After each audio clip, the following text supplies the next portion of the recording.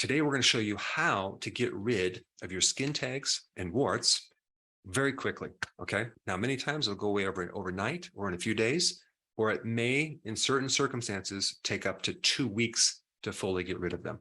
But during this process, you're going to find a lessening of these skin tags the longer you do this. Now, getting rid of these skin tags are actually very easy to do, and it's a simple 2-ingredient remedy, okay? But more importantly is to understand why you have skin tags or warts in the first place. A skin tag or a wart is an indicator. It's your body's way of communicating that there's something else going on that you should pay attention to. So the purpose of this video is to really understand the why behind the symptom. So not only can you get rid of it, but to make sure it doesn't come back, because there are other problems that are probably existing right now in your body that are related to this underlying cause.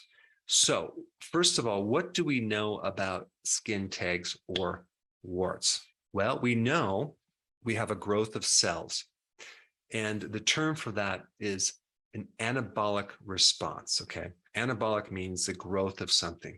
It's actually a mini little tumor. It's a benign tumor. Benign tumors are not cancer. Cancer involves something called a malignancy, which it's spreading out of control. So a benign tumor happens at a very certain location and it gets to a certain size, but it doesn't take over the body. And these skin tags usually are on the folds of your skin, on your neck, armpit, but there can be anywhere as well. They can be in your mouth, your esophagus, the trachea, the larynx, your private parts, your groin. They can be all over. Now, there is a high association between skin tags and warts and HPV, human papilloma virus. You have to realize that HPV are not just one virus. There's over like 130 or 140 different types of human papilloma viruses. So each one can create different situations. All right, so what else do we know about a skin tag? Well, definitely more common in women. So why is that? What's the difference between men and women? Well, women have more estrogen, for one thing. And also you see a higher incidence of skin tags when a woman gets pregnant, which would also validate this estrogen situation. And also estrogen is an anabolic hormone, so it makes cells grow. And the more fat that you have, the more estrogen you're going to make. So if someone is overweight, they're going to make more estrogen, both men and women. And the last point about estrogen is that not only is there a high risk factor for getting skin tags, there's a higher risk factor of just having HPV and HPV-related cancers, okay? So there's that connection as well. But there's another interesting piece of information relating to these skin tags, and that would be increased risk of skin tags in conditions like diabetes, obesity, and PCOS, polycystic ovarian syndrome, which is really related to the underlying cause of diabetes and obesity, which is high levels of insulin, okay?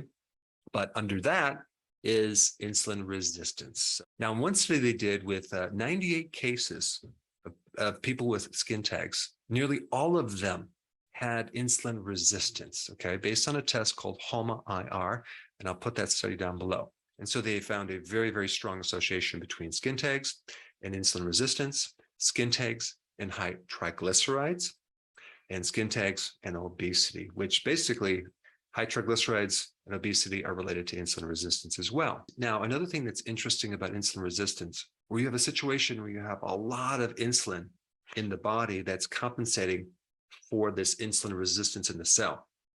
So when insulin is supposed to penetrate the mitochondria, the energy factory of the cell, to make ATP, which is energy, it doesn't do it to the degree it should.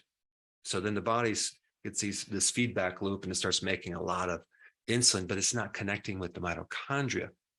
And when you don't have enough insulin connecting with the mitochondria, you get lower numbers of mitochondria. You get dysfunctional mitochondria, which is at the heart of both cancer and benign tumors, which are skin tags. So I believe that's the biggest mechanism of why people get skin tags, okay? It has to do with what's going on at the mitochondrial level. So I'm going to get to the remedy next, but I just want to emphasize the importance of understanding the mechanism behind skin tags and what you need to do about it. You need to fix insulin resistance, okay, as well as estrogen dominance if you have that problem. But chances are it's going to be more of an insulin resistance problem. And the solution for that is definitely getting on the healthy version of the ketogenic diet, as well as intermittent fasting, to make sure that after you get rid of these skin tags, they don't come back. All right, now let's talk about the remedy. It's really, really simple. You're just going to be using two things, iodine and garlic.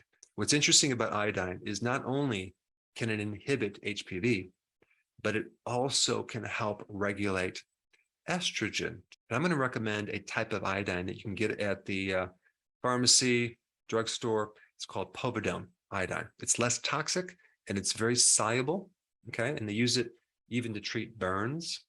So you're going to use that. You're just going to use a few drops. You're going to get a little container, a little dish, put 2 drops of this iodine in it, okay, each day. And then you're going to take some fresh garlic and crush a little bit of it to get a couple drops, okay? So we're going to mix a couple drops of garlic with the iodine together, okay? You're going to mix it up, and then you're going to take a little cotton swab, put it directly on the skin tag or wart, and put a Band-Aid or tape over it, okay? And you're going to apply that same mixture just twice a day.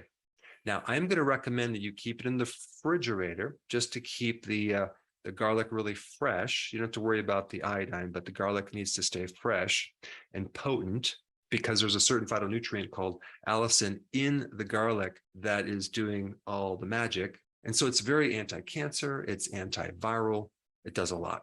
Now, you're going to notice after even a day of using this that there's a significant shrinkage of the skin tag, if not completely gone. It really depends on how bad you have insulin resistance, okay? It could take up to 2 weeks, but you will see a lessening of the skin tag over time. Now, the next day, I recommend that you toss out the dish that you made the previous day and make a fresh batch. A couple drops of iodine, a couple drops of the garlic juice, fresh, because that way we can maintain the potency of the garlic, okay? And you can just cut up this garlic clove and just crush different pieces of it each day, and it'll go a long way. But we want that garlic fresh, and we're gonna put it on the area topically, put a little Band-Aid or a piece of tape, and you're just gonna keep repeating this, applying it to the surface of your skin for up to 2 weeks if you need it for that long. And you can also use other things too. Other things will work, like zinc oxide, apple cider vinegar might work, oregano oil will work, but I think you're going to see the best results with garlic and this iodine. Now, a wart is also caused by a human papillomavirus, and you may need to shift to a slightly different remedy if needed, maybe not. But let's say the first remedy doesn't work, or you don't see any change within 1 week, then shift to this other remedy, which is either one of two things. You can use salicylic acid. You can get it from the drugstore in little patches, or just crush an aspirin up and put some of this aspirin topically in some water with a Band-Aid or a tape and apply that. That will tend to work. Or there's an ancient plant you can get as a remedy, and it's called celandine, okay? I mean, if you had it fresh, that would be the ideal situation, because you just take one of the stems and you'll notice that there's this oozing fluid out of the stem. You would put that topically. It's very, very potent to viruses, and you put just a little drop on that, put a Band-Aid or tape. But the most important thing about this video, and the emphasis, is to correct the underlying reason why you have these in the first place. And I highly recommend you get started on this right now while it's fresh in your mind. So I put the first video up on this playlist right here. Check it out.